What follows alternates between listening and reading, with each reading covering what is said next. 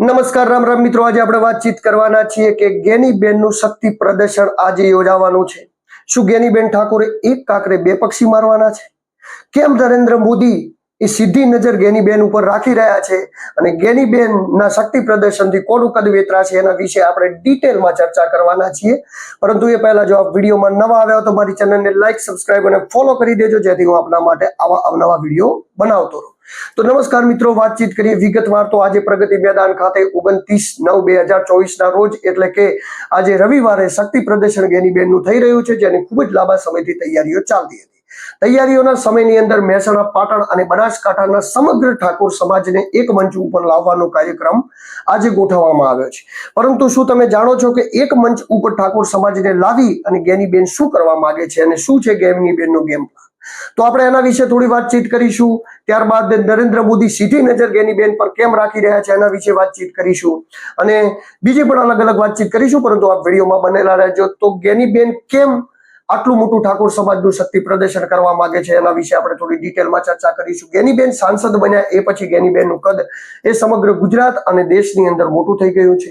દેશની અને કદની અંદર એટલે મોટું થઈ ગયું છે કે ગુજરાતની અંદર 25 સાંસદ બીજેપીના જીતી ગયા અને એક જ કોંગ્રેસનો જીત્યો. એટલા માટે કોંગ્રેસના સાંસદ ગેનીબેન તરફ એટલે કે બનાસકાંઠાની સીટ ઉપર ધ્યાન દોરાયું અને ધ્યાન એ દોરાયું કે કોણ છે ગેનીબેન અને જેઓ જીતીને આવી ગયા. આપ અત્યારે કોઈ પણ જગ્યાએ જશો ગુજરાતમાં ને ક્યાં પણ બનાસકાંઠાનું નામ લેશો તો ક્યાંક તો તમને કોઈક એવું કહેવા વાળું મળશે જ કે ગેનીબેનના વિસ્તારમાંથી આવો છો. તો આ જે નામ બનાસકાંઠાનું ગેનીબેન સાથે જોડાઈ ગયું એ નામને હવે ક્યાંક ને ક્યાંક ઉત્તર ગુજરાત તરફ લઈ જવાની વાતચીત છે. ત્યારબાદ એ નામ ગુજરાત તરફ પ્રયાણ કરવાની વાત છે.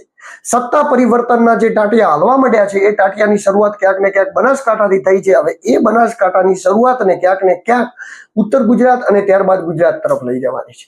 પરંતુ એવું નથી કે ખાલી સત્તા પરિવર્તનની શરૂઆતને જ બનાસકાંઠાથી ઉત્તર ગુજરાત ને ત્યારબાદ ગુજરાત તરફ લઈ જવાની છે.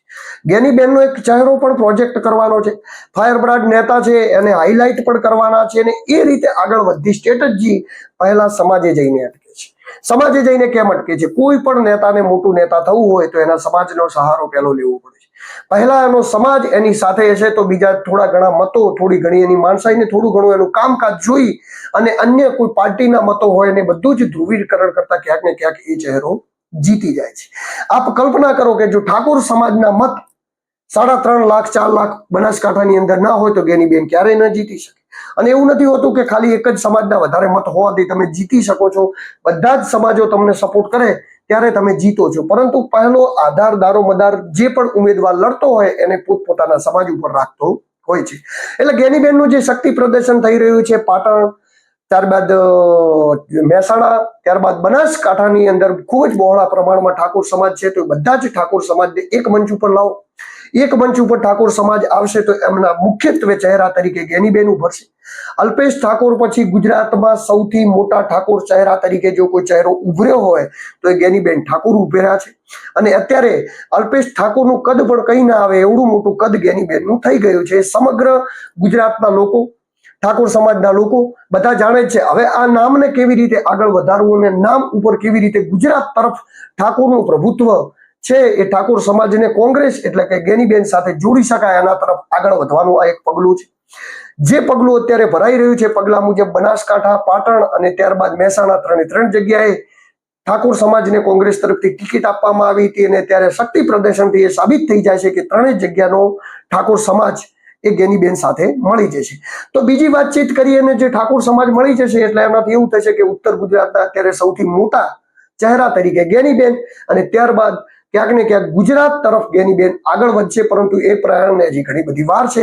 પરંતુ એ પહેલા ગેનીબેનને શું થશે ફાયદા, શું થશે નુકસાન, એની પણ આપણે ડિટેલમાં વાતચીત કરીએ. ત્યારબાદ નરેન્દ્ર મોદી દિલ્હીથી ગેનીબેન ઉપર સીધું ધ્યાન રાખી રહ્યા છે. કેમ રાખી રહ્યા છે એની પણ આપણે વાતચીત કરીશું. બનાસકાંઠાની અંદરથી જે ગેનીબેન મોટા ચહેરા તરીકે અને ફાયર બ્રાન્ડ નેતા તરીકે ઉદ્ભવ્યા એ પ્રગતિ અત્યારે ક્યાંક ને ક્યાંક ઉત્તર ગુજરાત તરફ તો જઈ ચૂકી છે. ઉત્તર ગુજરાતના એવો મુખ્યત્વે નેતા બની જશે તો ભાજપના કયા કયા નેતાઓનું કદ વધશે? જેમ કે ભાજપના કોઈ પણ ઠાકોર સમાજના નેતાઓ છે એમના માટે ગેનીબેન ખતરો થઈ શકે છે. કારણ કે ખતરો એટલે થઈ શકે છે કે ઠાકોર સમાજના મત પછી કોંગ્રેસને મળશે અને જો ભાજપને નહીં મળે તો ભાજપમાં રહેલા ઠાકોર સમાજના નેતાઓને ભાજપનું શું કામ છે એ પણ એક વિચારવા જેવો પ્રશ્ન છે. અને એવું જ થતું આવ્યું છે. આજ દિવસ સુધી રાજનીતિ એ જાતિવાદ ઉપર થતી આવી છે. જાતિવાદને આપણે ગમે એટલો દૂરદાર કરીએ, પરંતુ જે તે સમાજનો જે ઉમેદવાર જે પણ પક્ષમાંથી લડતો હોય છે, સમાજ ક્યાંક ને ક્યાંક એ બાજુ ઢળી જાય છે. અત્યારે જ્ઞાનીબેન એ સૌથી મોટા અને બ્રાન્ડ નેતા થઈ ચૂક્યા છે, એટલે ક્યાંક ને ક્યાંક એમના સમાજનું ઢોળાવ એટલે કે ઢળાવ એ જ્ઞાનીબેન તરફ વધારે જોવા મળે છે. અને એ આપ જોઈ પણ શકશો, સ્થાનિય લોકોની વાતચીતો ઉપરથી આપણે સાંભળી પણ શકશો. તો જે ઢોળાવ જ્ઞાનીબેન તરફ ઠાકોર સમાજનો થઈ રહ્યો છે એ થઈ જશે તો આવનારા સમયની અંદર ઠાકોર સમાજના જે પણ નેતાઓ છે ઉત્તર ગુજરાતના, એ લોકો શું કામકાજ કરશે, એમની પક્ષને શું જરૂરત રહેશે. ત્યારબાદ એ ટાર્ગેટ પૂરો થયા તો જ્ઞાનીબેનના દુશ્મનો ઘણા બધા છે. એ દુશ્મનોમાં સૌથી પહેલા આવે છે શંકરભાઈ ચૌધરી. જ્ઞાનીબેન ભાજપ કરતા શંકરભાઈ ચૌધરીનો વિરોધ કરતા વધારે દેખાય છે. અને આપ જોશો જાહેર સભાઓમાં તો જ્યારે ને ત્યારે શંકરભાઈ ચૌધરીનો વિરોધ કરતા છે. ભાજપનો વિરોધ ક્યાંક ને ક્યાંક એટલે નથી કરતા કે એમને સોફ્ટ કોર્નર રહે. જે ભાજપને મતદાન કરવા વાળા છે એવા લોકોનો સોફ્ટ કોર્નર રહે. અને બનાસકાંઠામાં આ વખતે એવું જ થયું. જે ભાજપનું મતદાન કરવા વાળા હતા, જે ભાજપને મત આપતા હતા, એમના જ મત ક્યાંક ને ક્યાંક ટ્રાન્ઝેક્ટ થયા અને જ્ઞાનીબેન જીતે. તો એ સોફ્ટ કોર્નર રાખે છે. ખુલ્લીને ભાજપનો એટલો વિરોધ પણ નથી કરતા. પરંતુ જે ઠાકોર સમાજનું આવડું મોટું શક્તિ પ્રદર્શન કરશે, એ શક્તિ પ્રદર્શનથી એક વાત ફિક્સ થઈ જશે કે જ્ઞાનીબેન ઠાકોર સમાજના મોટા ચહેરા તરીકે ઉભર્યા તો ક્યાંક ને ક્યાંક કોંગ્રેસને પણ ઝૂકવું પડશે ને એમને સારા પદ, સારું કદ અને ક્યાંક ને ક્યાંક સીએમ સુધીની રેસમાં જ્ઞાનીબેન આવી જાય તો નવાઈ નથી. તો આમ એક કાંકરે બે પક્ષી મારવાની વાતચીત ચાલી રહી છે. એક તો ઠાકોર સમાજના સૌથી મોટા ચહેરા તરીકે જ્ઞાનીબેનને ઉભરવા જઈ રહ્યા છે. બીજું, કોંગ્રેસ પક્ષ ઉપર એ દબાણ બનવા જઈ રહ્યું છે કે એઓને સીએમની રેસ તરફ આગળ વધે. અને ત્રીજું કે ભારતીય જનતા પાર્ટી જોડે જે પણ કોંગ્રેસની વોટ બેંક છે, એટલે કે જે ઠાકોર સમાજની વોટ બેંક છે, એ ખિસકીને જ્ઞાનીબેનના ખાતામાં આવી જશે. એટલે સીધી નજર જ્ઞાનીબેન ઉપર નરેન્દ્ર મોદી અત્યારે રાખી રહ્યા છે. નરેન્દ્ર મોદી એટલે નજર રાખી રહ્યા છે કારણ કે કોઈ પણ પક્ષ હોય, કોઈ પણ પક્ષના સુપ્રીમો હોય, એ લોકો એ જ વિચારતા હોય છે કે કયો નેતો આવવાથી કે કયા નેતા આવવાથી આપણને વોટ બેંકની અંદર ફાયદો થઈ શકે છે ને એ નેતાઓ ઉપર ધ્યાન રહેતું હોય છે. અને એટલા જ માટે ક્યાંક ને ક્યાંક પક્ષ પલટુઓનું પ્રમાણ ગુજરાત નહીં સમગ્ર દેશમાં વધતું જાય છે. એનું કારણ એ જ છે. તો આવનારા સમયની અંદર નરેન્દ્ર મોદી એ સીધી નજર જ્ઞાનીબેન ઠાકોર ઉપર રાખી રહ્યા છે કારણ કે ઠાકોર સમાજની વોટ બેંકને ધીરે ધીરે જ્ઞાનીબેન કબજે કરી રહ્યા છે. તો આવનારા સમયમાં નરેન્દ્ર મોદી પર સીધી ઓફર જ્ઞાનીબેનને ભાજપમાં આવવાની કરે તો એમાં કોઈ નવાઈ નથી, કારણ કે આજ દિવસ સુધી આવું થતું આવ્યું છે. હું કદાચ આ કહી રહ્યો છું કે જ્ઞાનીબેનને ભાજપમાં આવવાની ઓફર એ નરેન્દ્ર મોદી કરે તો એમને કદાચ આપણને નવાઈ લાગતી છે. તો નવાઈ લગાડવાની વાત નથી, કારણ કે 2002 થી માંડી અને 2024 સુધી ગુજરાતના 72 ચાલુ ધારાસભ્ય એ કોંગ્રેસ છોડી અને ભાજપમાં એટલે કે કેસરીઓ કરી ચૂક્યા છે. એટલે કોઈ પણ નવાઈની વાત નથી ને અત્યારે કોઈ પણ પબ્લિકને એવું કશું લાગતું પણ નથી.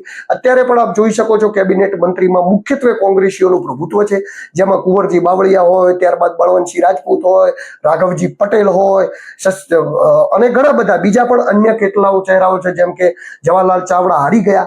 બીજા અન્ય કેટલાય ચહેરાઓ છે જે અત્યારે કેબિનેટમાં સ્થાન મળેલું ગયા છે. તો નરેન્દ્ર મોદી અને ભારતીય જનતા પાર્ટી જે મજબૂત કોંગ્રેસના નેતાઓ છે એમના ઉપર નજર રાખતી હોય છે અને એમને ક્યાંક ને ક્યાંક કોઈ પણ રીતે એમને ઓફર કરવામાં આવે છે ને એમને ધીરે ધીરે ભારતીય જનતા પાર્ટીમાં લઈ જવામાં આવે છે અને ધીરે ધીરે કોંગ્રેસ કમજોર થતી જાય છે.